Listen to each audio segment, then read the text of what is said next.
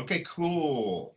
Welcome, everybody. People are coming in now. We open the doors. See who's here. John Craig. A lot of names I don't know, so there must be a lot of Ingage people here. John Craig is in here 4 or 5 times. Wow. John Craig gave his info, his dial-in info to someone else. Big Steve is here. Big Steve Rennekamp is here. Hi, Steve. Tom, Tracy. Who else? Sherry O'Leary. Hi, Sherry. Sean is here. A lot of people here. Okay, awesome. Cool.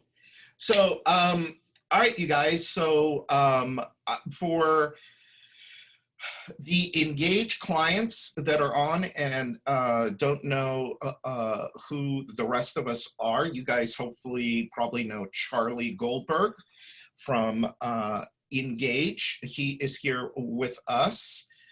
Hey, Charlie. My name is Brian Kaskavalsian. I'm with gFour Marketing Group. And that cool looking dude in the middle with the beard is Mark Olsen from Krumwiede. Krumwiede, now it's Krumwiede Home Improvements, right? Krumwiede Home Pros. Yep. Yeah, I knew it was close. Yeah, you're close. It's close. I should know better, right? You are a client. That's right. Hey man, at least I can say and spell Krum. Yeah. That's a tricky one.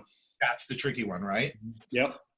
Yeah. So we were talking about this earlier about how I think most of us are probably zoomed out. Probably a lot of us have Zoom fatigue. I heard it called Zoom fatigue. And so what we thought about doing for this was to do things a little bit different. We actually don't have any slides prepared for you, none. So we are essentially going to have a conversation about best practices, what's working right now using these two platforms, Ingage and gFour Marketing. And the reason we brought Mark on is because Mark is using both and using both very successfully. The other thing that's really interesting about Mark is He's in Illinois, sorry. Mark, what is going on right now in Illinois? Yeah, it's pretty wild. I mean, I'm sure, I don't know if it's most like everyone else, but I think we're the 4th state with the most cases. And I think deaths, I'm not sure. Going to a store, going anywhere, you got to wear a mask, 6 feet social distancing. You can't go to any parks. It's crazy. It's pretty frustrating. Yeah. However, being deemed essential, we have not stopped with production. So we're consistently installing. You may get the 1 or 2 customers that are, wanting to wait, but I think everyone on the weekends are just kind of getting tired of this. That's what I'm seeing and viewing. Customers are still allowing us in their homes. Yeah. And believe it or not, they are. And we're all still practicing our social distancing. So, but we are now doing more and more virtual consultations. So, well, what I think is really interesting is Illinois was, it was one of the first states to just go on complete and total lockdown. Yep. Still pretty much on lockdown. Yes. Florida, I know, is opening up, except for where we are, Miami-Dade. We get to come to the office every day. All of our staff is working from home, but we work in the office. And then Charlie's actually in Brooklyn. He's in New York. He's at the epicenter of this thing. So he's been locked up in his house for a week. So Mark, are you able to go to the office? I have not. I have not walked in our main sales and marketing office since the day I called you, Brian, when I got the news. You're one of the first people I called And yeah, I was a little frantic, but I think once the dust settled, I changed my mindset and everything, which you have to. But yeah, no one's been in the main sales and marketing office. Setting up the call center up at home, working remotely has been done. Marketing's working from home. The sales reps are set up at home. I've been working at home. You know, I got a newborn baby and a toddler, so that's opened up its challenges working from home. That's right. Congratulations. Oh my God, man. I'm sorry. I Okay. congratulations, boy or girl. As a boy. Yeah, as a boy. Oh my God. Andrew. What's So, his name? Andrew. Andrew. Oh my God, Mark. Congratulations. I'm Yeah. sorry, man.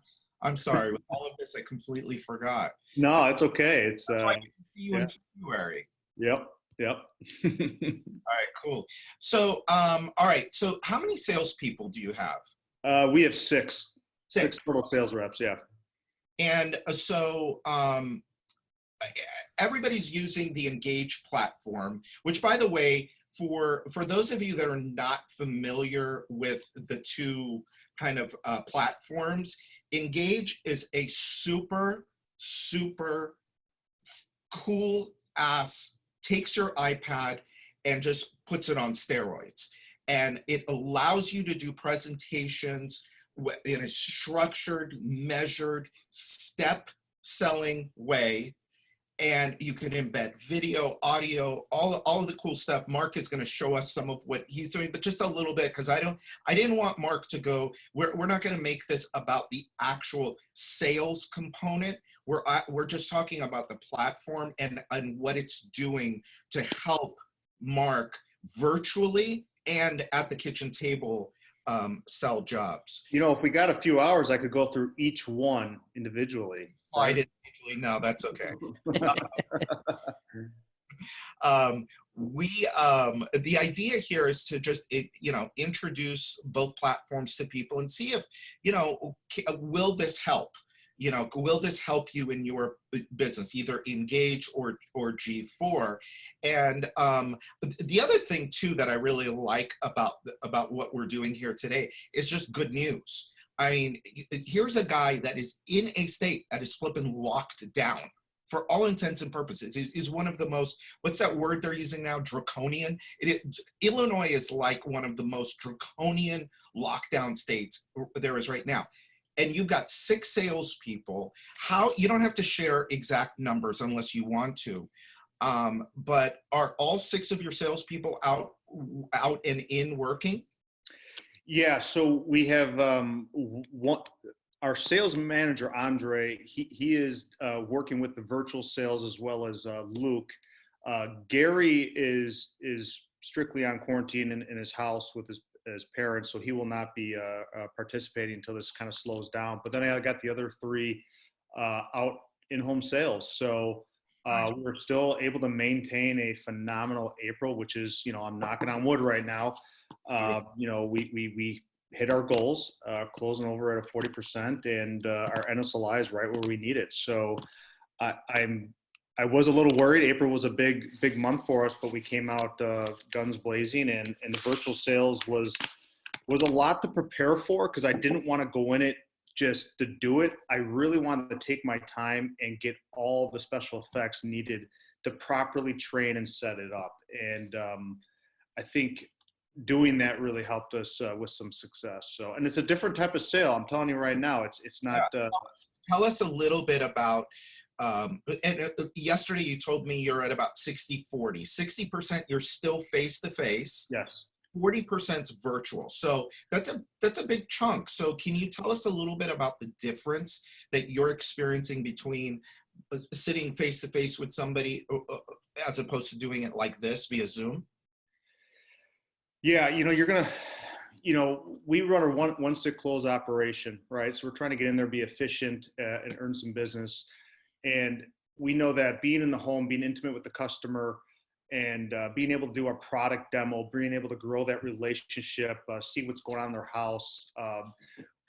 There's a lot of things you missed on that, finding common ground, walking around the house, finding urgency. I mean, those are some key components that we are unable to do now. So we had to figure out, okay, so what do we do to change that in home? So We use the Hover app. That's been helping, where the customer actually is able to go around, take photos of their house, and it gives us the whole 3D rendering of window, siding, roof. And then they're also able to send photos of more urgent areas. That way we could still discuss what they're seeing. We do recommend that when they hop on that they use the computer audio and the computer and keep the cell phone on the side, because we're going to ask them to walk around, take photos of things like the windows, or if they could get in the attic. So we're trying to learn of creative ways to do that in the home and have the customers more interactive. I also went to a studio behind a green screen, and we did our window demo. We literally did the heat lamp demo. We literally did the window demonstration, how it operates and all the features of it. And we had to do this on the fly, like immediately, because I realized those are key elements in the home. The wow, the holy cow, that's, I could see that, so I had to actually go there and set it all up, and secretly go get a haircut. So I'm sure people are wondering, why is his haircut? That jerk, so elements like that. And I'm not done with the videos. We still got to go back probably this week and do some more roofing demonstrations. But the cool thing about Ingage is I really didn't have to change much of the presentations. I just added these videos as hot, the hot buttons, was it called? Just added the hotspots into Ingage, right? Yeah, the hotspots. So my presentations for in-home still works phenomenal. All I did now was just add these buttons that open up videos of things that we're missing in the home. Do you mind taking over the screen and just kind of, showing us when you go into the app, the Ingage app, what it just kind of looks like, and maybe show us, do you mind just like showing us what one of the videos looks like when you play it on Zoom? Yes, no problem. You'll have to stop sharing yours, Brian, and then I'll share my screen. Okay.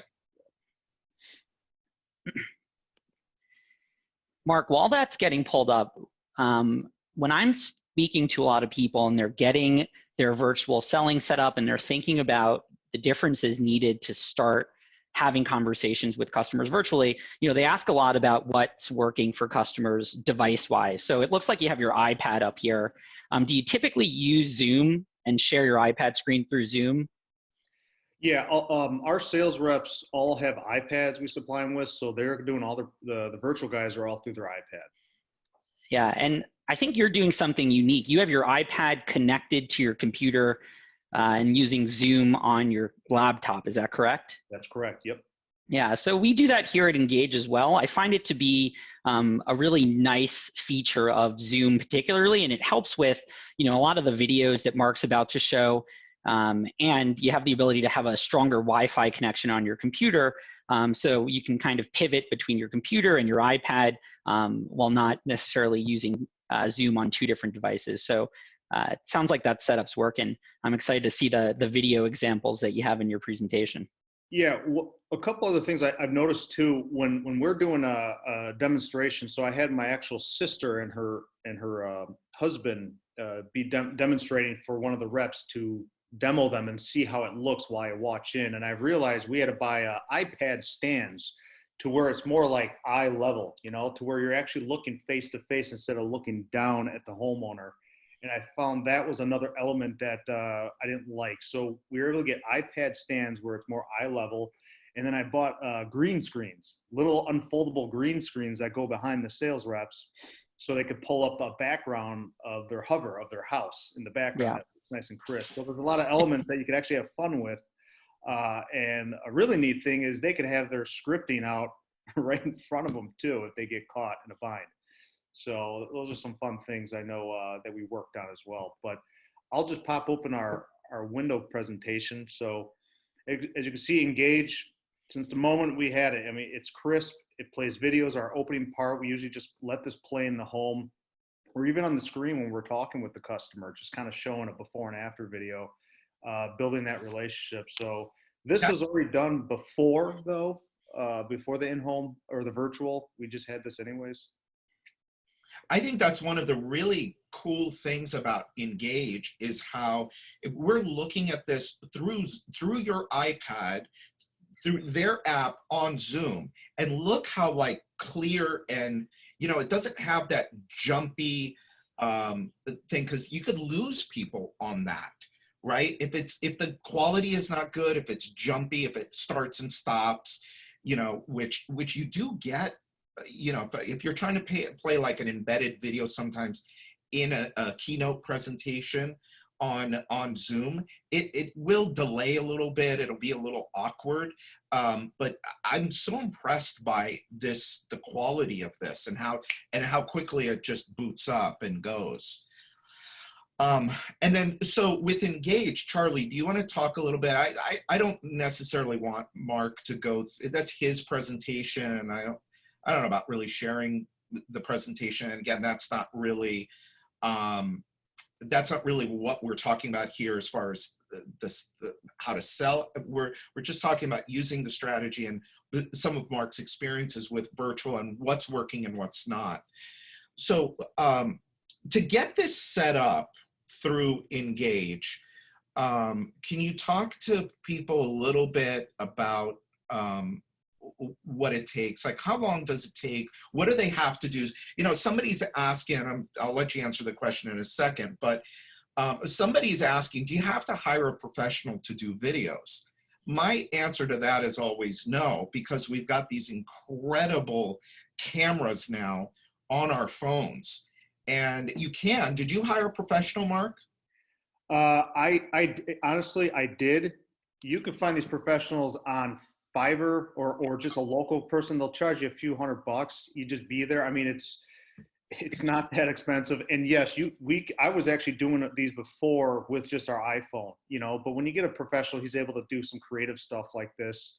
Yeah. And, change it up. But yeah, I think professional, it's all about that presence in the home, making sure we are a higher price. I want to make sure everything we're doing is a little bit more premium looking than an iPhone. So I'm really, picky with that.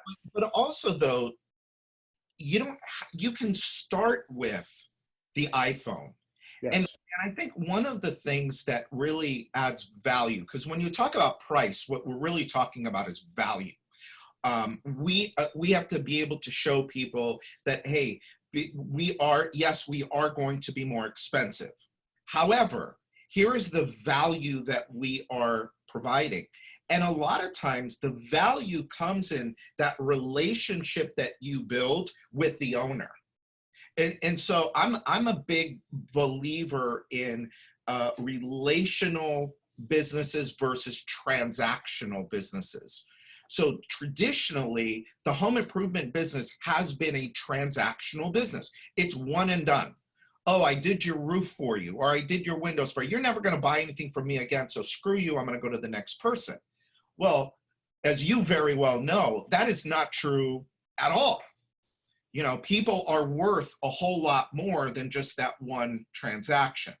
So let me jump. I'm going to jump back to Charlie. And talk to us a little bit about the setup on this, because this looks cool as hell.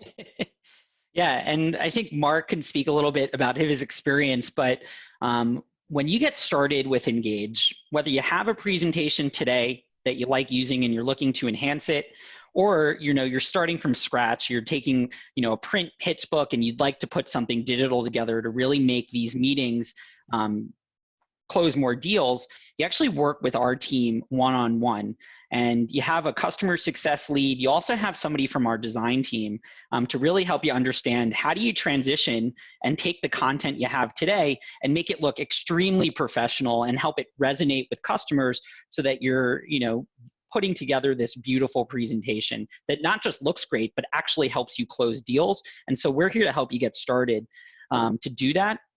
And Mark, you can tell us a little bit about your experience, but what I find is that the first presentation is typically up and running in about a week or two, and then you have the opportunity to iterate. And you can see, Mark mentioned earlier, he's continuing to enhance this presentation and record more videos, but Mark, what's the difference between what you started with and where you see yourself going with this content? Yeah, I love that, by the way. I'm sorry, Charlie, to interrupt. This is from an iPhone, so you could do it with an iPhone. This photo's with an iPhone. I did it on a whim in our office. And I look at his facial expressions too. Oh, that's great, Mark. That's great. Okay, sorry to interrupt. You're, I just have to point. once you join Engage and you start really understanding the capabilities it has, your wheels will start turning. I mean, it's amazing the capability, things that you could do on your own and merge with Engage. Now, when I joined Engage, I already had a PowerPoint created for me, and before that, I've had PowerPoints that I've made, and before that, I had apps. So I've always knew that having a presentation is extremely important. If you don't have one, think about getting one and just do it. It's important. When I joined on Engaged, they were so helpful on keeping up to date with me, emailing me, calling me, and if I had questions, they're figuring it out right away. I mean, it was, to me, very successful transition. And I really had a lot of fun with this because I really like stuff like this, techie stuff that I could make stuff with, and how do I make it interactive. And I noticed at our old presentation, we had like 60, 70 slides on a roofing or siding. And I was like, this is crazy. How do I put that in half? And with Engage, you're able to, because everything you could just click into it if you want to add stuff, you know? So I took 60 slides and I made it down to 30 slides, but each slide is interactive to open up more stuff. And Engage has capability of doing hotspots, photos, stuff that you just click it, and then you could swipe through it to talk to people with. And then the coolest part about it was they had a design, a graphic design consultant that after you are so far into it, you could hop on a call with them and he literally makes sure all your colors, your fonts, the design, everything is fitting to your brand, because that's something I'm not very good at, is the branding part, make sure everything matches. And they were able to whip this into shape, and I was just like, wow, that was a lifesaver. That was really cool that they were doing that for me. And correct me if I'm wrong, Charlie, you guys could actually pay for design just to develop this for you, I think, for people that don't have the time or energy to design it. Yeah, you know, we don't necessarily, a lot of people aren't starting from scratch and Engage. They're referencing, you know, completed templates and best practices that we've put together to really help you get started quickly. You know, and some recommendations for virtual selling, like incorporating guild quality reviews and maps, things like that, are things that we've seen across our customer base as to tools that help you close deals, especially when you're meeting virtually versus face-to-face. Yeah. Yeah. And so much of this, again, is about building value. And it's, you know, you have to do this now in this environment where you are talking to people through a computer rather than sitting face to face with them. You know, somebody has a question here about design. We do kitchen remodeling. And I'm wondering what other people are doing to help customers make design decisions for projects that are more visual and have a lot more components to select. Well, Mark is dealing with that, right? Sorry, I got distracted by someone chatting me. Brian, what was the question again? It's about, I'll read it again. We do kitchen remodel, and I'm wondering what other people are doing to help customers make design decisions for projects that are more visual and have a lot more components to select. Yeah, I mean, that's a great question. I don't do kitchens. And one thing we ran into was siding. You know, with Hover, Siding, there's a lot to choose. they're trying to look at, you know, color schemes that match their brick. And so we're missing a lot of those elements. And that's why I feel virtual presentation is important to learn to do as a company, because this probably will continue. But I don't want to go focus on it. I don't want 100% on it. I want to make sure that we're always in the home, because that's really where you're able to have the touch and feel and pick out the design process. So what we're doing now with that is contingency, right? So let's find something that you guys like, and we can narrow it down to at least the two. And then when you like what you see, we'll price you up. And then on the pre-construction meeting, they'll bring the samples and then narrow down the one you like, right? So I know with a kitchen, there's probably way more bells and whistles. So those are some things that you're gonna have to get creative with and do the videos, you know, get the green screen and really show these things in clarity, HD, the difference in these colors. And maybe that should help. Again, I don't do kitchens or baths, but there is a way to do this to get it better and pull that contingency on the pre-construction meeting. No price change, whatever you do, so. Well, if I could jump in here to help with that question. So me and Addie are going through the whole kitchen design process right now. And well, we did last week.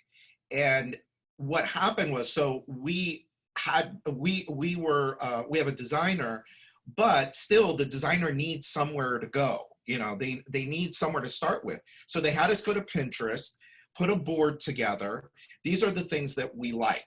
And then those things went to the kitchen guy, and then the kitchen guy took that stuff and started to put that together. Now, obviously, kitchens are a little bit different because it is not, you can't do it as a one call close. And so it's going to involve a little bit more work. But I think you could narrow things down with people, like Mark said. You could do it through the use of video. You could do it through the use of a live showroom and just do like show and tell. So, you know, hey, take a look at this. This is my pink water cup. But, you know, you could take a look at this. And then you could even do stuff like do a drive-by. Like the guy brought us a sample door, you know, this because he wanted us to approve the door before he went and built the whole thing out, right?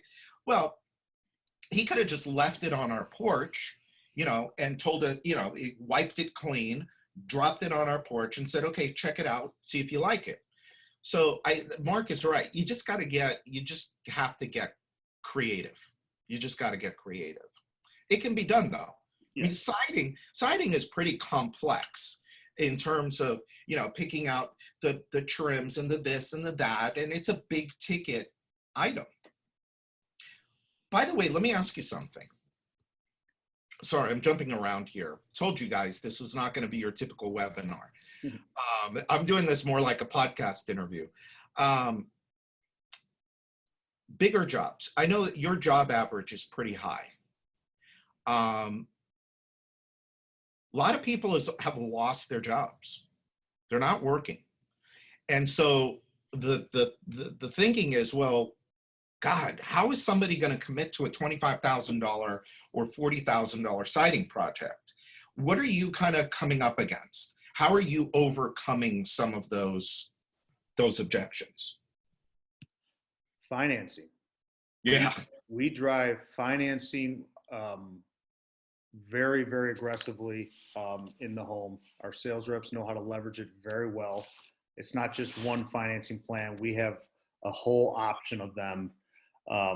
We do something a little bit different, and some people may, you know, not like it, giving them that much access. But, you know, when it comes down to, you know, oh, we don't know what's going on right now, you know, well, right now, this will pass. This will work its way out, and there will be either a vaccine or different ways to go to work. You know, we can't just live like this for the rest of our lives. This isn't going to happen. So having that conversation and offering the 18 months, same as cash, even going into the 24-month, depending on where they are on their margins. I mean, or now I know Service Finance has a 6 months, no payment, no interest that rolls into 120 months at a 6.99. That's wow. Crazy. That's amazing. I mean, why wouldn't they? They need it done. They called you out there. They sat through all the presentation. Now you just got to put all the pieces together and earn the business there, the sale. But you know, we had, you know, again, we do asphalt shingles, vinyl siding, vinyl windows, aluminum gutters, and, you know, your entry door. Back to back in April, our sales reps sold $85,000 jobs back to back. Wow. I mean, it's crazy. It still is. I was still shocked, but I'm like, well, people are still buying. I'm not going to stop into May. You know, yeah, home shows, events, and canvassing shut down. I get it. But it doesn't mean we stop. People are buying. You got to get in the market share and just keep moving with it and adapting. So, but yeah, our average job size ended for the year right now, we're at 17,000. Wow. So people are still buying, you know, just adapt, get a presentation like Ingage, learn the financing leveraging, get into the virtual sales. Now, again, virtual sales is a whole different beast, right? I know I say I like doing a one sit close operation for efficiency and for the KPIs and benchmarks. However, I look at this as a completely different as the virtual. It is going to be a little bit more of a follow-up with the sales rep because that buy now urgency really has lost, you know, and that's why we joined Destination Motivation. to figure out a stronger buy now with more to give at the buy now on the virtual sale. And right when we signed up with them last week, we sold our first, not our first virtual, but we sold a virtual using that extra little push on the sale. So, and yeah, people are thinking, oh, you know, why would anyone go on a cruise right now? They're still stuck out there, right? Well, Destination Motivation also prolonged their shelf life to 2 years too. So I'm looking in the tools for virtual, how to get people to commit on there, you know, and a lot has to do with a lot of the tools we're talking about. So financing huge. Who's got the 24 months same as cash? Most companies should have it. I know Service Finance has it. We're joining Sunlight Financial this week. But I have noticed though, a lot more finance declines. I don't know if anyone else who does a lot of financing is noticing that. We are seeing more and more. Last month, over 10% of our jobs that were canceled were finance reject, which is very bizarre. Yeah. So I would imagine that's tied to it a little bit. We had to scale back some job sizes to just get the financing. So yeah, I think it's just the environment. Yeah.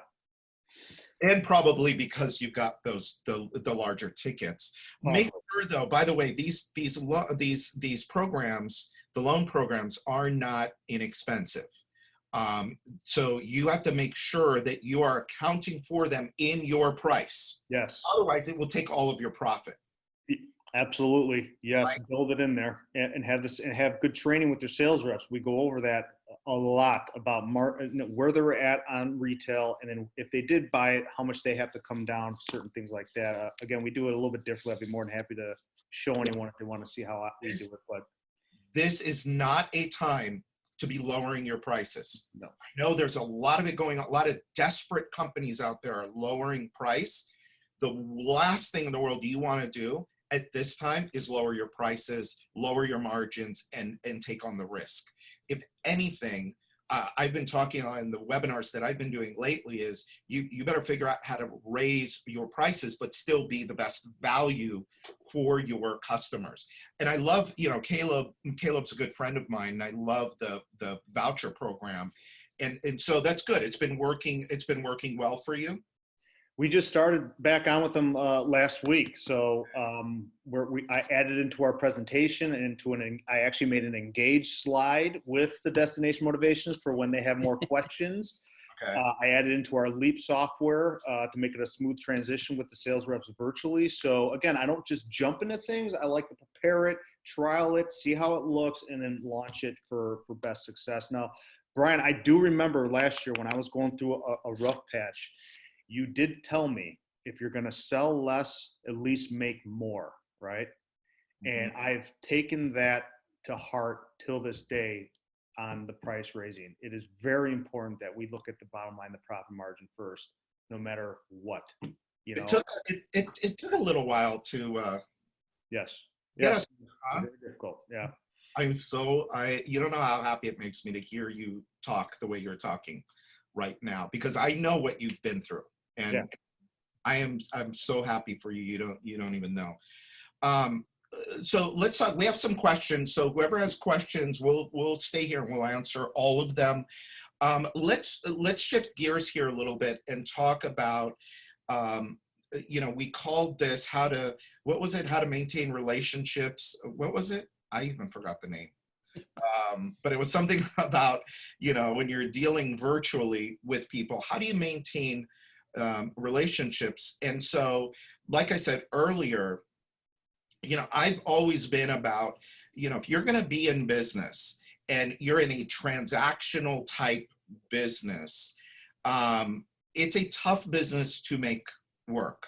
Relationships are what will help you stand the test of time. I thought it was really interesting, the video that you were doing with where you were holding up the statistics from the SBA about business failures. And one of the reasons I think 30% of new businesses fail within 2 years. So what's always interesting to me is you've got all of these, like, take restaurants as an example, because they're an amazing example.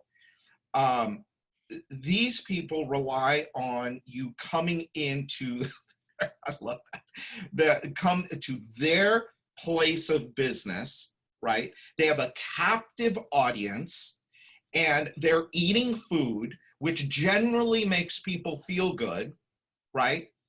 And they don't ask them for their flippant email address, their phone number, their address, nothing. They just let them come and let them leave with the hope that, hey, if our food's good enough, they'll come back again. No, that's not how it works. Yes, they might come back, but what if instead of them coming once a week, you can get them to come 1.5 times a week, right? One more time every 2 weeks. What happens to your business? And so and people say, well, that's a restaurant. That's not like roofing. Bullshit. It's the same deal. They may not come back next week, but they just spent $10,000 or $17,000 with you. The job is keep them engaged with you over time so that when they're ready in a year and a half, 2 years, 5 years to do that next project, you are top of mind.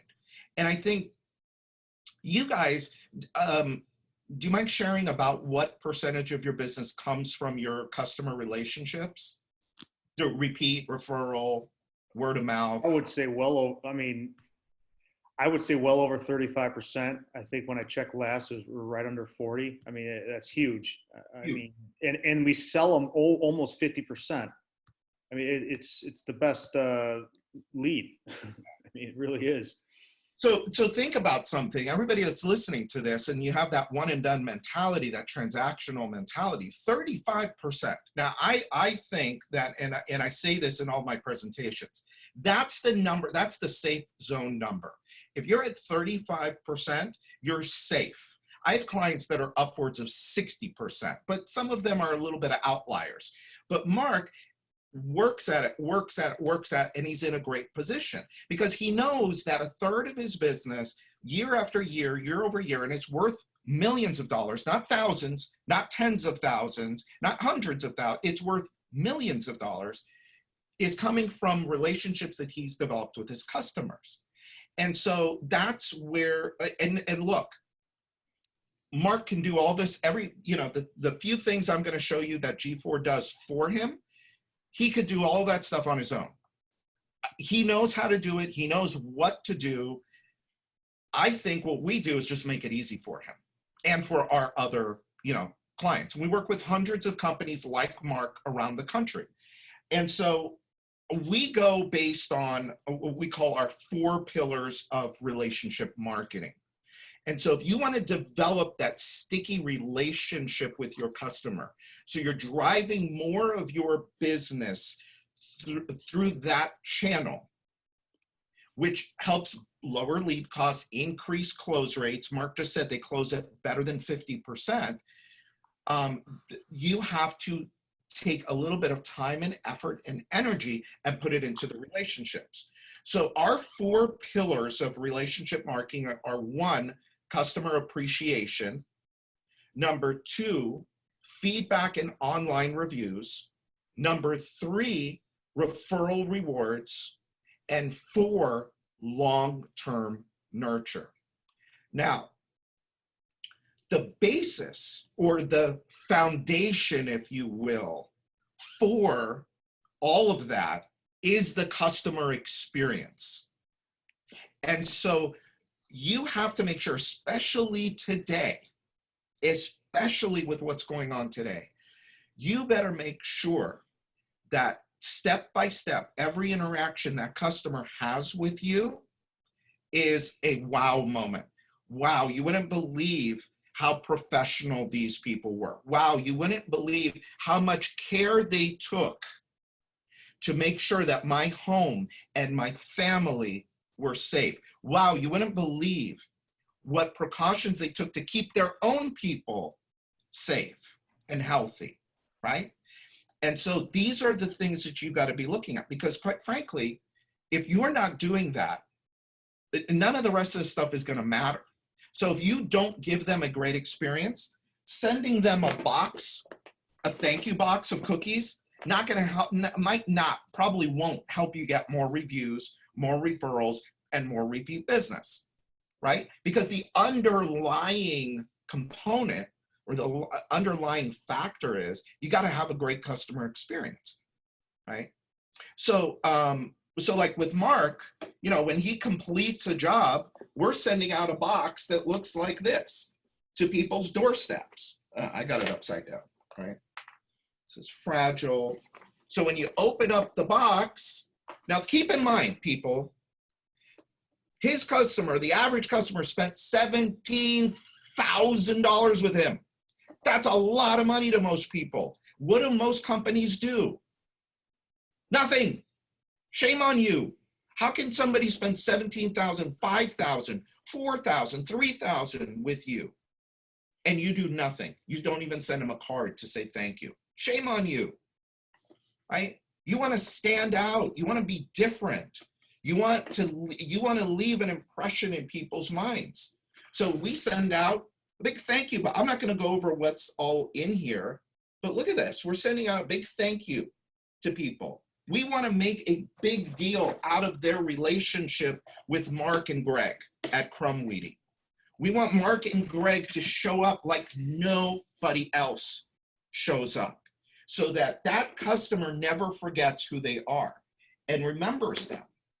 So that's the first piece. And then we're using email and texting and direct mail to drive reviews to the places that matter. Look, I love Guild Quality, okay? And I'm sorry, sorry to bring it up. I love Guild Quality and it looks beautiful like that. But guess what? Guild Quality is not helping you get leads. You know what helps you get leads? Google reviews help you get leads. And I know Mark shows his Google reviews here too, but Google reviews are what help you get more leads. And so what we focus on is how do we just drive more Google reviews? The third piece is having a referral program. And so we do all kinds of things. Like this is what we call our fake check letter. This goes out to kind of introduce people to the referral program. We embed the referral program into everything that we do. This is a copy of the newsletter that goes out every quarter.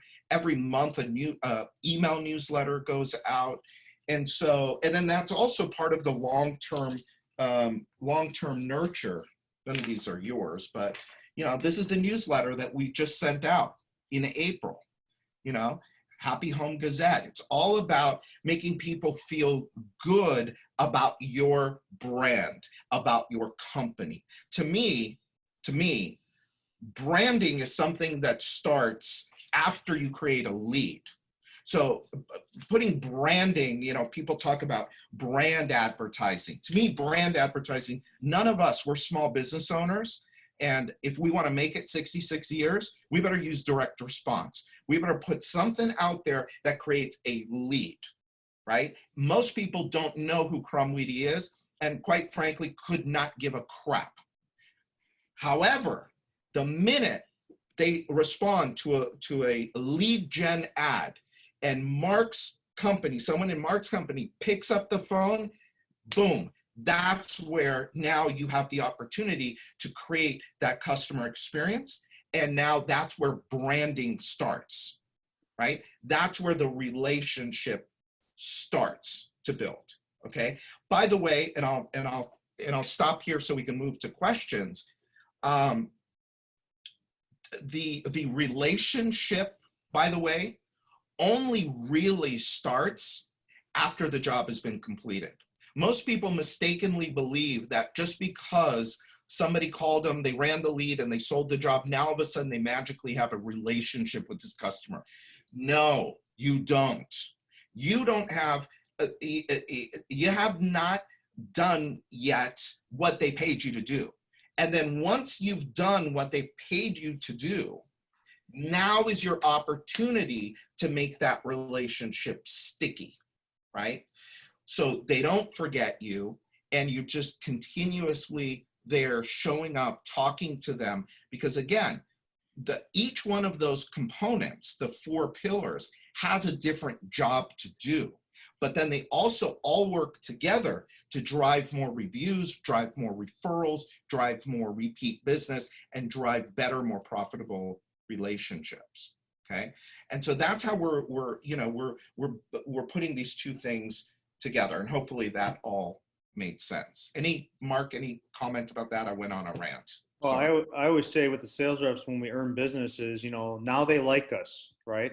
Now it's production's job to make them love us. Beautiful. Because it doesn't stop there from the moment you write up an order is the welcome call immediately the next day. What email activity process do you have? Sending out a thank you email, sending out a thank you text. How soon does production call them? How do they set it up? I mean, it has to do with everything in the company to create the multiply these customers. And then you're wrapping it all with that iron fence that I got from Brian and Addie is with gFour. And that really is like a set it and forget it type thing. It's amazing with the drip emails and everything you guys do. It's something I don't think I will never stop using. It's just a complete wraparound of the whole circle life cycle of doing business with a customer.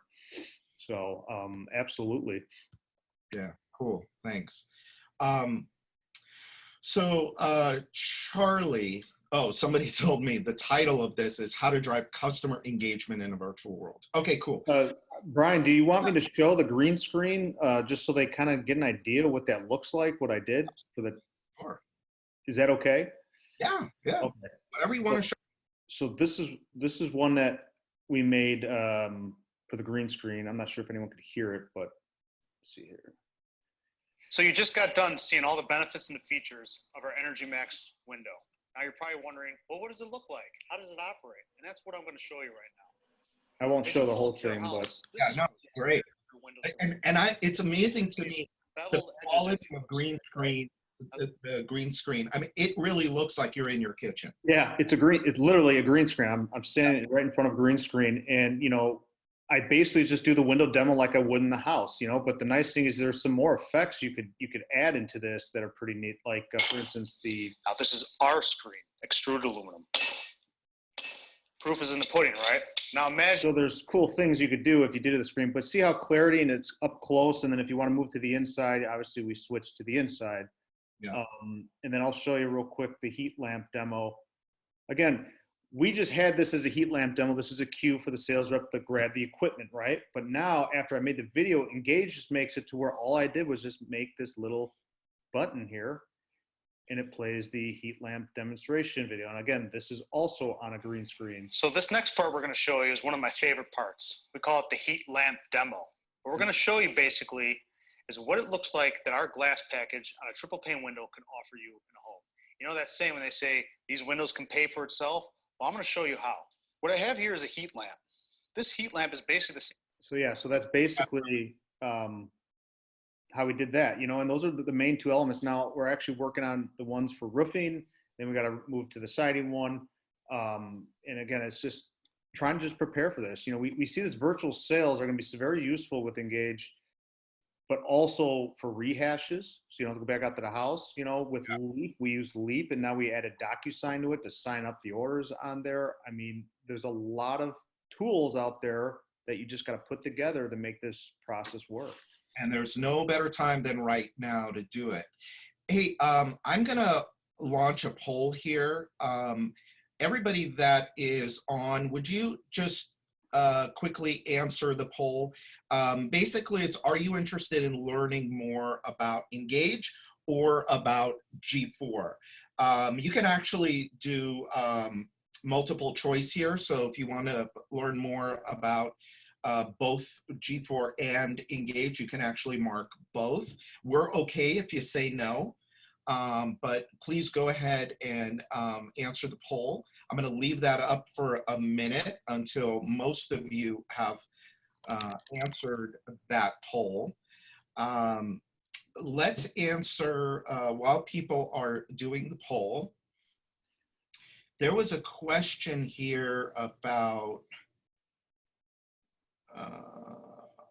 you stated you are using Zoom, this is probably for Charlie, on your laptop, then connecting your iPad for better clarity. How do your salespeople do this? Are they coming into the office to present or using their own desktop or laptop? Yeah, so the people I've spoken with that are doing this, and Mark, we can elaborate a little bit on more how you got your team set up, but if you've given your sales reps iPads, you could certainly get started and only use an iPad. When you're doing testing, if somebody has a personal desktop or laptop computer at home, I would have somebody test out and see if that is a smoother experience.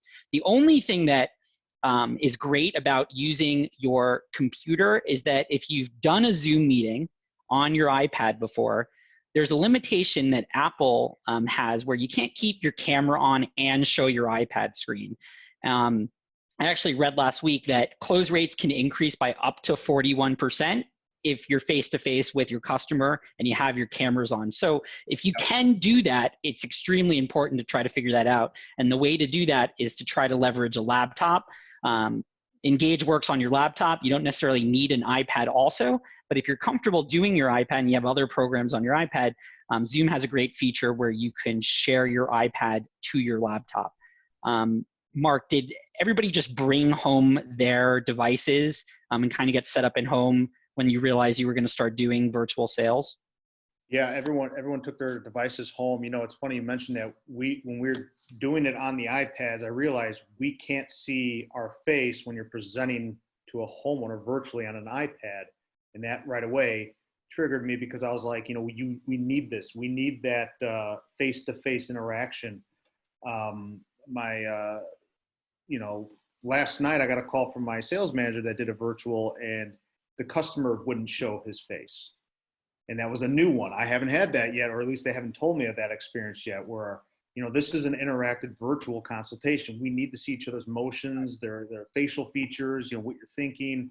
So these are just some roadblocks that you're going to run into, and I just have to figure out how do we perfect that a little bit better. I was actually going to look into if you could attach your iPad to your cell phone and get a cell phone stand and have them see your face in the cell phone while you can still present on iPad. I'm not sure yet if that's going to be able to work. I don't know, Charlie, do you know if that's possible? We'll keep everybody updated. The best practice is to try to keep your camera on and share your computer screen right now, or pivot back and forth as much as possible. If you're not showing something, make sure you bring your face back front and center. Okay. Hey, I just want to remind everybody, the poll is still up because some of you have not voted or done the poll. So push one. Push Do the poll. Do the poll, people. Do the poll. Do the poll so I can close the poll. Do the poll. We want to know. We want to know. We want to know. We're working hard for our lunch here today, people. No, I'm kidding. Come on. I'm going to leave this up. I need a few more of you to vote. While everybody's voting, you know, I know we focused a lot on virtual, but some people are still, they have the opportunity to meet in the home. And it sounds like, Mark, you're doing a little bit of a combination of both. Is this a resource that you're also utilizing in the home, or it's 100% virtual? Oh no, it started off in the home. I mean, they use this on everything in the home for Ingage. I mean, I've made enough presentations for our window, for our upgraded shingle. I just made the destination motivation quick slide. We got our lower shingle model. We even got it for gutters and gutter guards, our siding presentation. We even use it for company presentations. If we're doing a sales training, if we're doing just a company meeting, I'll make some slides. We do our training slides for our canvassing team or an ambassador team. I mean, there's so many things you could do on Ingage.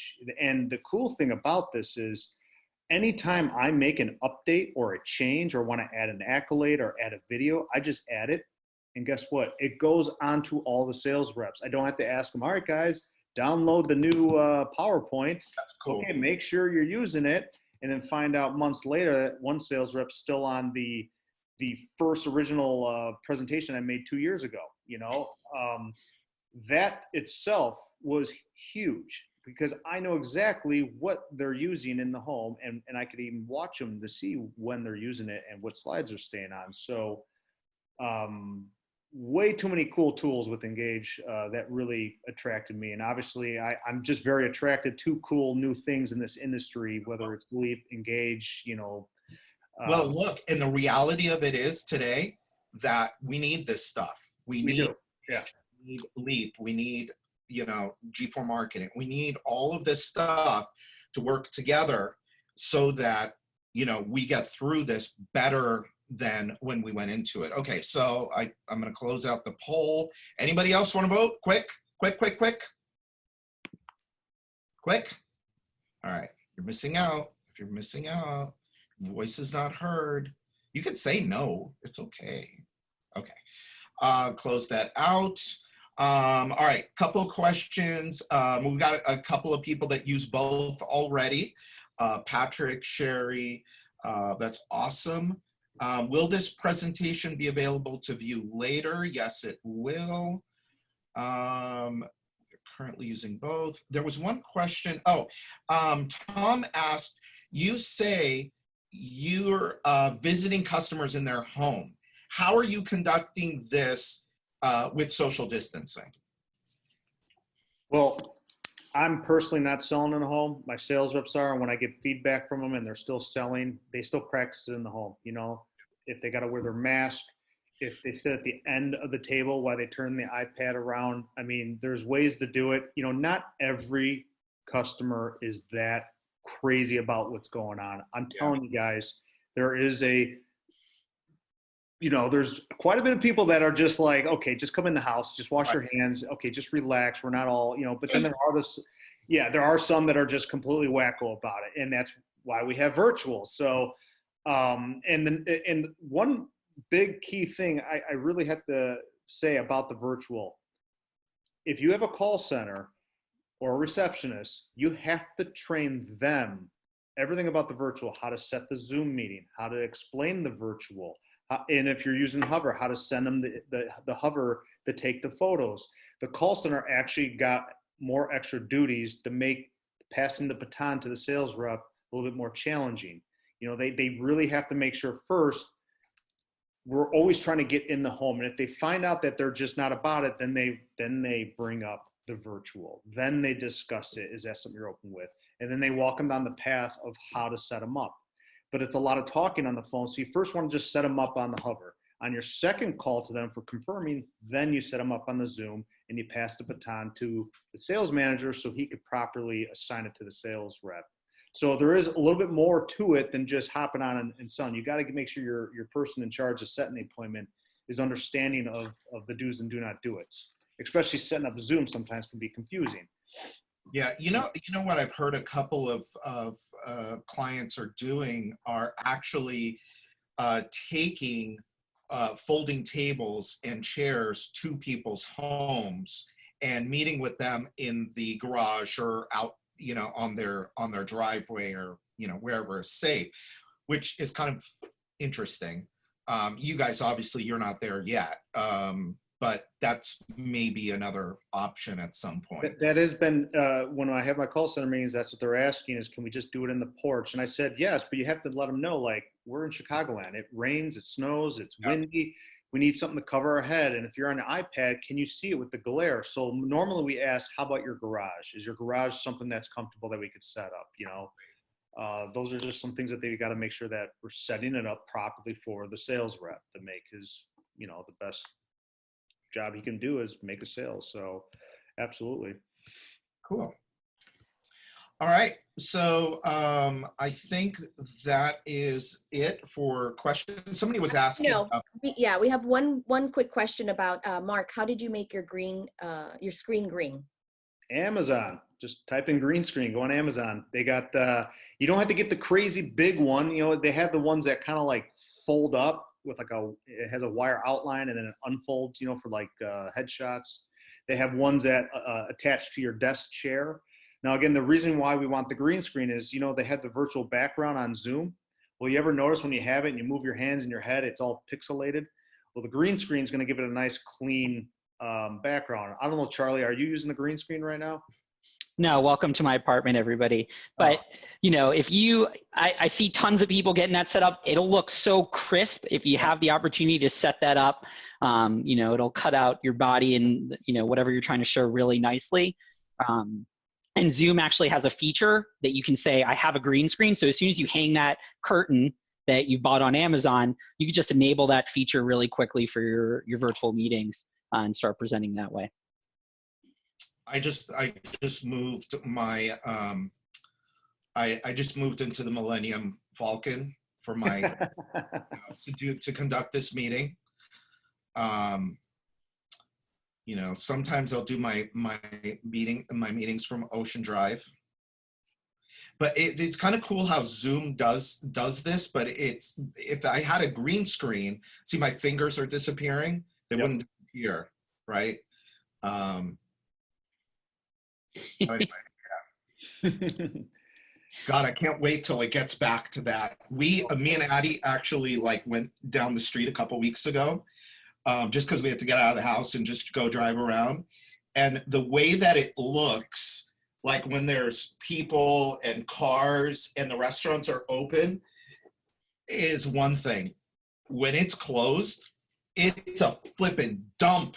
That place is a dump. But man, when they open the restaurants and there's people out and the lights are on, it's really cool. But anyway, oh, now I'm in the bay, the Resistance bay. That's my fighter in the back. Something creative I've seen is just, you know, put together a one slide with your logo, or maybe your product. Like I've seen bathroom remodelers put the remodeled bathroom behind them, or, you know, like I think Mark, you mentioned a picture of their home. So those are some creative ways to do this that, you know, maybe help you stand apart, especially when people are doing a lot of these Zoom meetings these days. Yeah, I think there's a good amount of people doing it extremely wrong and really old school. So get involved with it. Make it more premium, because you are charging a premium price. Make it an experience for these people, you know, and that's really what we're trying to do here. Brian, real quick, if we're going to wrap up, I wanted to do a shout out to my sales manager, Andre Moscati. You know, I did a lot of the background creating, developing. It was a lot of work for the past 2 to 3 weeks.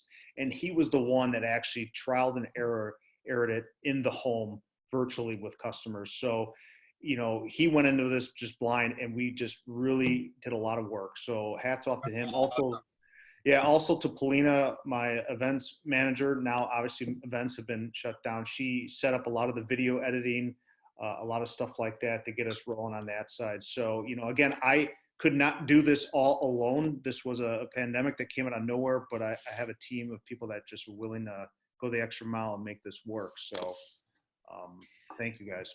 Yeah, having a team is a good thing. Absolutely.